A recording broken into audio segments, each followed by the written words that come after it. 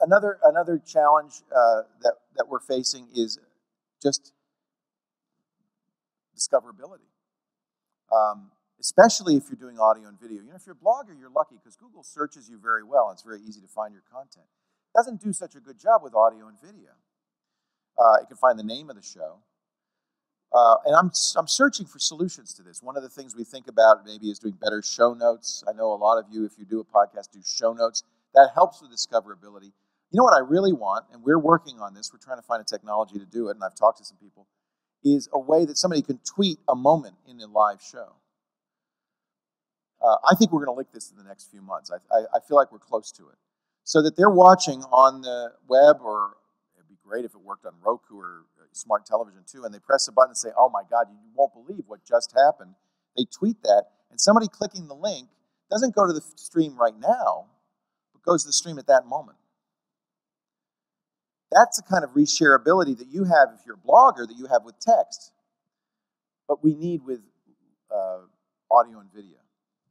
So I've put my bet into live. We built this 10,000 square foot attractive studio. We have 40 cameras because I don't want to spend money on camera operators. So we instead of moving cameras, and aiming cameras, we just switch from any one of those cameras. We have 5 sets built in a circle. In fact, I'd love to extend the invitation. If you're ever in Northern California, we're about an hour north of San Francisco in Petaluma. It's in the Sonoma Valley wine country near Napa. So if you ever go up to the wine country, we're open to, anytime during the day, come by. You can come, you can sit, you can watch a show. I can show you how we do it. We've got 5 sets in a circle in the 10,000 square foot set. And then in the middle, we've got a turret where our director sits. One of the things I didn't like about television is the director is kind of off usually in a cement bunker somewhere, or a truck watching screens. The director is now in the middle of the action. The other thing I didn't like, and I remember doing this at the Screensavers, I was standing here with my co-host Patrick Norton, and I counted how many people it took to do the show. 2 people in front of the camera, a dozen producers behind the camera, 1, 2, 3 camera operators, a stage director, a line producer, a producer, a technical director, a sound man, a tape man, a shader, and then upstairs in the network operations center, 3 or 4 more people. It took 22 people to do a show. So we've reversed that. We flipped it on its head. 1 person does all of that. We call it a technical director. In the middle, sitting in that turret, that man or woman has everything. It's it looks like a 747 cockpit. They've got a TriCaster switcher. They've got our lighting board. They've got our sound board. They've got all the Skype machines. We have 4 different Skype machines, so we can have different hosts coming in via Skype. They can pull up screens. They can pull up any camera. We've got a router with 72 cameras in and 144 outputs. We actually already outgrown that. So this person sitting here, and by the way, they also have a microphone, lights, and a camera on them because they're very often part of the show. We'll talk to them. That person sitting there can do everything those 22 people did. So we could put our money in front of the camera into content. That's really where I want to put the money. We've flipped the model on its head. It's so funny. I was talking to somebody at Revision 3, which just got sold for at least $40 million. I was told it's actually more than $40 million to Discovery. They were kind of similar to us, a little different, but same idea, internet broadcasters. And Discovery's all excited because Revision 3 knows how to do shows that cost only $45,000 an hour.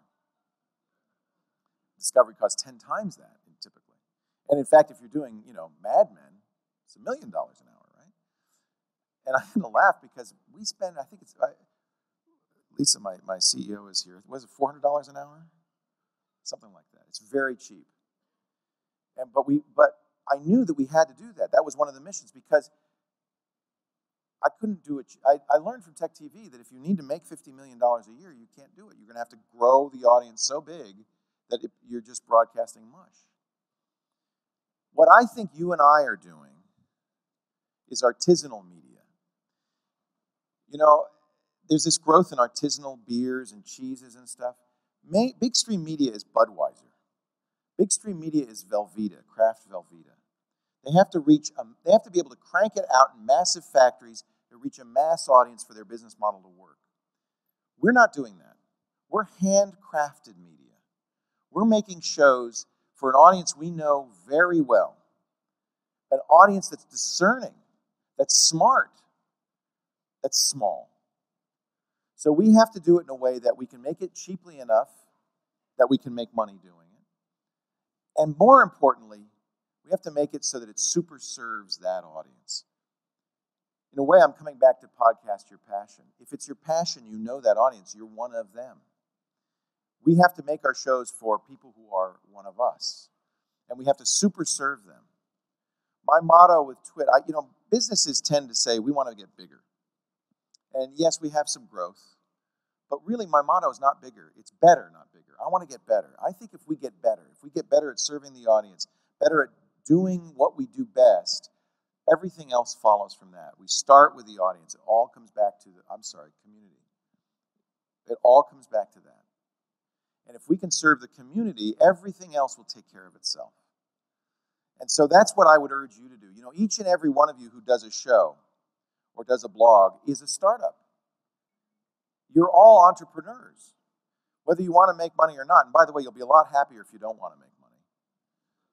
But even if you don't want to make money, you're still making something that you want to last, that you want some payment. If it's just an audience, if it's just, whatever you interpret as success, you're trying to create that. And in that respect, we are all startups. And what's fun about this is nobody's done this before. You cannot look to big media for a model. I hate it. I see it sometimes where somebody says, yeah, I'm doing a podcast until I can, get signed by Fox. Please, that's not what the goal is. What we're really trying to do is put them out of business. What we're really trying to do, don't tell them that. They'll get all nervous. No, they're not. They don't even know we exist, so that's good news. What we're really trying to do is be better than them.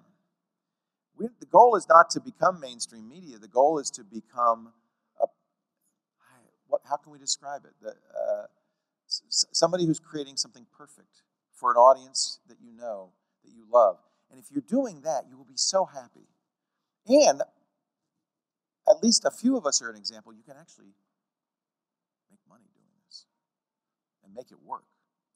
And guess what? That $70 billion that's being spent on TV right now, those people are unhappy. Those advertisers are dying for a better way to reach people. All we have to do is explain to them, okay, we can do that. But you have to come as a peer to our audience and participate. It's so much more healthy and wholesome, and it feels really good. I went to Dubai a couple of years ago to talk to the Arab world, and I said, it was a TEDx conference, and I said, this is an opportunity for you. You have been disenfranchised. You guys don't have voices. Al Jazeera bought Current, and immediately Time Warner pulled the plug. We're not going to let any Arabs on television. But guess what? You don't need them. I told this group of people in Dubai from all over the Arab world, make podcasts, make shows. If your voice is heard, it's the best hope for peace. It's the best hope for a better world, is if we get to know you. This is the opportunity. Yes, I want everybody to have a podcast. And I don't worry about if everybody has a podcast, who's going to listen. We're all listeners. We're all podcasters. We're all creating media. And the opportunity is so exciting. I want to thank you for kind of living that dream. I know it's hard. I know sometimes it's discouraging. I know a lot of you have become pod faders because you go, and I only have 50 people listening. But you got to keep doing it. That's why I say podcast your passion, because it won't matter how many people are listening, because you're doing what you love. You're talking about what you love. And even if it's 50 people, that's 50 people sitting around your table having a conversation with you. That's fantastic. You should celebrate that. I'm willing to answer questions if you have questions about what we did here. I just think that I love being part of this community. I love coming here.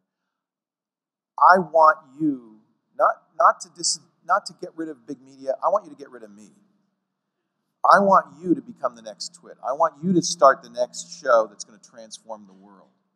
I would love to be seen as, oh yeah, he did something kind of cool, but look what we've done now. You can do better. Yeah. First of all, thank you so much for what you've been doing. I've been listening to you since 2004. Thanks. We recently launched, I don't call them podcasts anymore, call them shows. Shows, that's all they are, with internet distribution. Right. And I noticed that with TWiT, you're on iTunes, you're on a lot of different things. You're on Roku, you're now individualizing your shows on YouTube, and we've done that a lot as well. We've kind of put the show to as many places as we can, spreading the seed as far as we can, see your coaches. At one point, it used to pretty much be iTunes, as if you wanted to hear a show. Do you see in the near future, maybe further ahead, that philosophy of putting your show in as many places as possible is going to continue to be the way to go? Or do you think it might circle back around to something like there might be 1 or 2 or 3 primary channels you kind of serve your content? Well, right now it's still iTunes for us. I built a $10 million studio, and we stream live, and 4,000 people watch, and 180,000 people download. It's a tiny amount. I went all in on something that is crazy. But I believe, and I've said this so many times that maybe I convinced myself, that the audience wants you to be everywhere they want you to be, whenever they want, in any way they want, as easily as possible. They want to be able to push. We're not succeeding unless they can push a button, and there you are. That's why we have to be live 24/7. That's why we have to do video, because they can listen, but if they want to see, they should be able to see.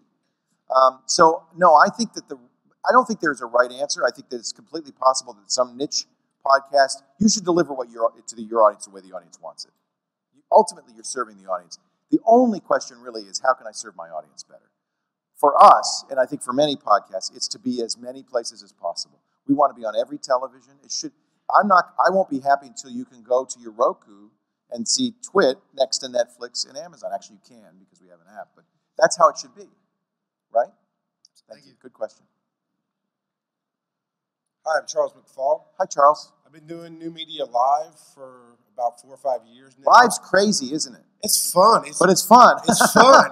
It makes you better at what you do. It does. My question as a small business owner and up-and-coming new media broadcaster, in this environment currently, is it more worthwhile to try to still get syndication to bring in revenue and format your show that way, or to hold out, build the better content, and wait for that new model to come along 6 months, a year?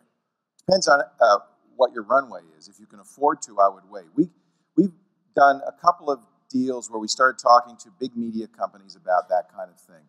And in every case, it fell apart at the end because there's fundamentally an impedance mismatch between what we do and what they understand. They're really not doing the same thing we're doing. We may look the same to them, but we're not. And I don't want to be twisted into their way of doing things. Bigger audience, broaden it. I've been told, a lot of what I do comes from completely a knee-jerk reaction to the bad experiences I had working for NBC and Tech TV and all that. I remember an NBC executive coming in when we were doing the site on MSNBC, and he said, "I want you to be this much smarter." And we're looking at each other and say, well, what does that much smarter even mean? But these guys believe this stuff, right? And I don't want to have to listen. One of the reasons we don't have investors, I don't have a board, is because, and I sure could use the money, but I don't want it because I don't want anybody to tell me to be this much smarter. So if you can, I think it's better to go your own way. Any deal with any syndication deal is a deal with the devil in the long run. And maybe a devil that understands you, maybe not. They always seem to. In every case, it was a mistake on our part. So we're but that's my personality. I'm a little bloody-minded. And I just this is how we're going to do it. And what I'm hoping is that I'll take the bullets. I'm going to charge over the hill, and I just hope I want you to follow. And I'm willing to do that. I've made my career, I'm done. I don't need to prove anything. So I'm willing to take the chance here and to try to do this. And I'm willing to take those literally $2 or $3 million that I've taken out of my own pocket and do this because I think this is where it's going. I think people want to watch live. I love live. It's more exciting. It's more vibrant. I hate editing. I don't want to snip it up. I want people to see warts and all. One of the things we do, we have shows. It's so funny. People are just as programmed as we are. We have shows and we have a schedule, and supposedly the show begins at 11 o'clock. But if you've ever watched our network, it begins when it begins. and I'll come in and we'll sit around, we'll talk about coffee for a while. And there's actually a reason I do that.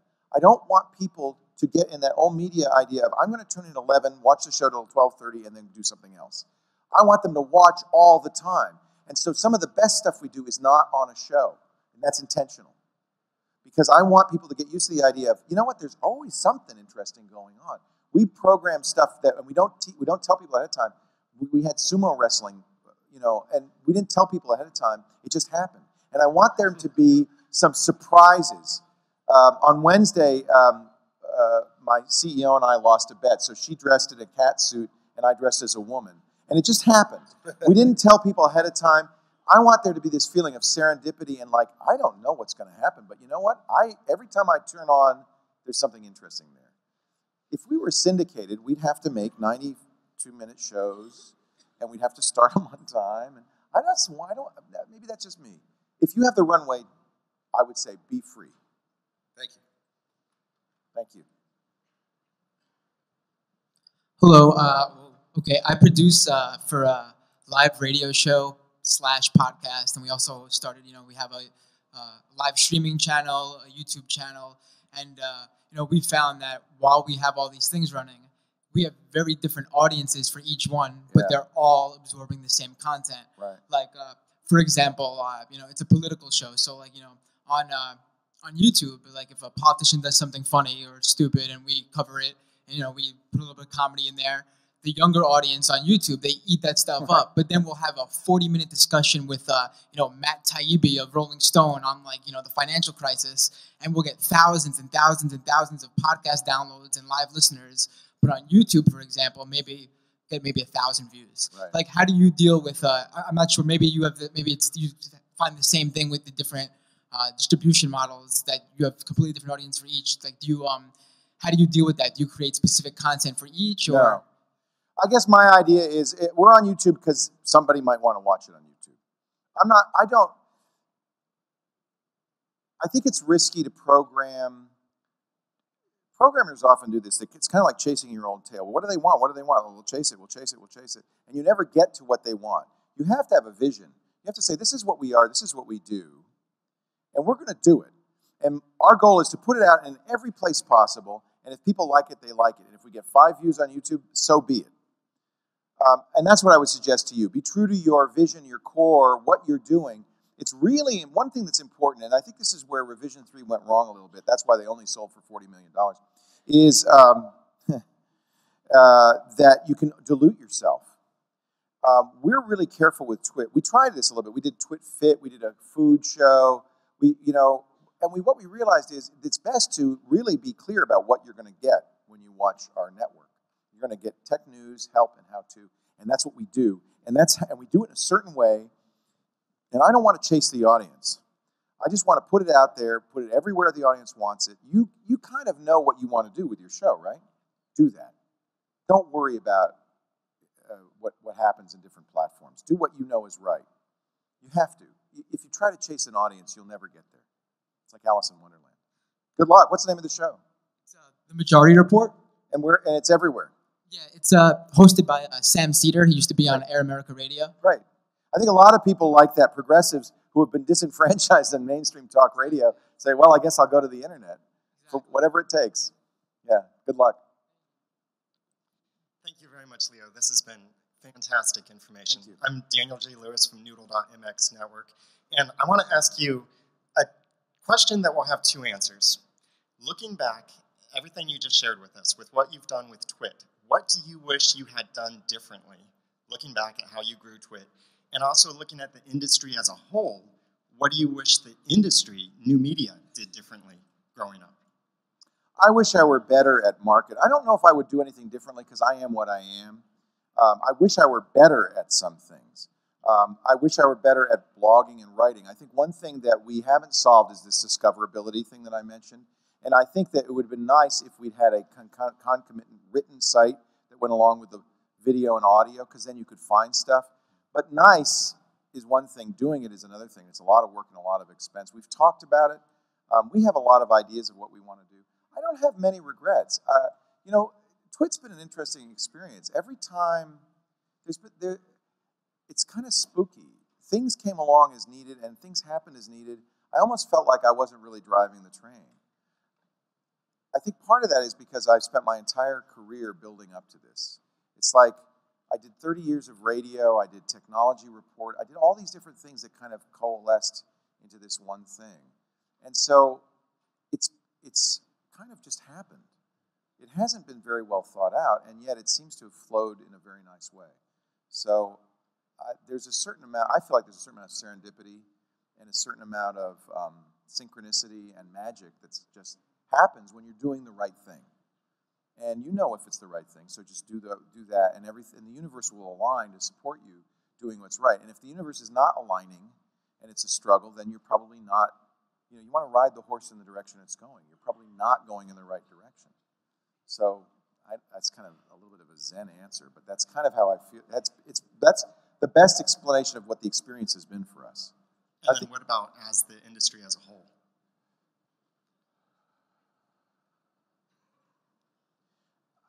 Sometimes I worry that there's, it's funny, there are these trends in podcasting, like there's about 1,000 how to succeed in business podcasts now. And I'm not sure why that is. Is it because people are really interested in that, or because somebody really cares and wants to do it?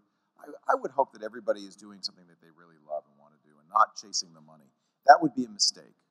So if that's what the industry is doing, the industry shouldn't compare itself to big media. It shouldn't chase the money. It should be a bunch of individuals doing the thing they care the most about. And that will work. Then we will be as a school of fish swimming in beautiful synchrony. It's when people try to, I'm going to chase the money, or I want to be the next Barbara Walters, that it kind of falls apart. I guess. I don't know what the answer is. So thank you. So we have time for one more question. Oh, I'm sorry, Rick. Yeah. Well, we got to get you over to we the podcast. We got the awards. podcast awards across the way, and we're going to start that at 6:30. 6 o'clock. George Rabb, world-class musician, podcaster. Oh, awesome. He's going to be performing live leading Fantastic. up to 6:30 when the awards start. That's so one great. more question. One more question. I'm sorry, I wasn't paying attention at the time. It's quick. Okay. So this is my first New Media Expo. What do you think so far? Thank you. Well, it's awesome because you guys rebranded. I heard about Blog World before, but I'm on board. Are you a blogger? I'm on board with you that everyone's a media company. Mm-hmm. And I'm the one person, and the challenge that you gave to the audience is what I've been attempting. Good. So I'm almost there. So I have a quick question. Do you ever rent out your studio? We don't. Are you in the Petaluma area? I can be. Generally we don't, but I want to look. I think one of the things I hope I'm communicating is I really feel like we're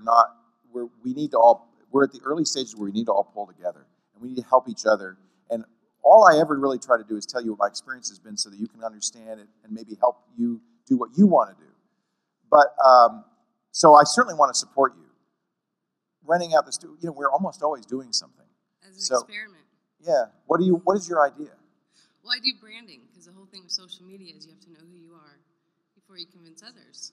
People come to me all the time and say, "Would you do my would you broadcast?" And my general response is, just do it yourself, because I don't think it's going to serve you for you to piggyback on what I'm doing. I'm doing what I'm doing. You should do what you do. I understand it's discouraging and lonely and scary, and so I think events like this are great, because we get together and we can share our fears and our difficulties and challenges. But ultimately, I'm going to say no, we don't rent the studio out. You should do it yourself. The good news is this stuff is cheap and easy. You have a computer, you have the internet, you have everything you need. So what you need to do is figure out how to do it. I've got it in place. I just want to do it faster. Yeah, don't. Okay. If I had done it faster, I would have missed a lot. One of the things, I'm really glad we didn't take investment. One of the things investment's all about is do it faster. Here's $7 million.